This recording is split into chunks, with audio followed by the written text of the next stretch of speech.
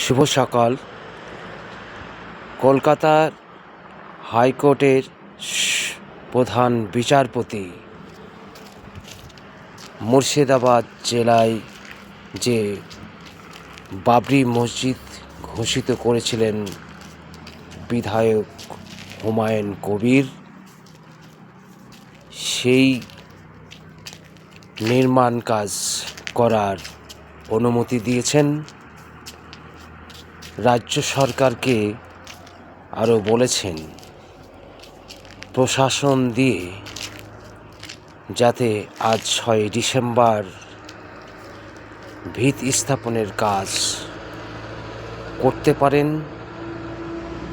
তার জন্যে সহযোগিতা করতে বলেছেন, যাতে কোনো রকম গণ্ডগোল না হয়, সুস্থভাবে ভিত স্থাপনের কাজ সুসম্পন্ন করতে পারেন। নমস্কার।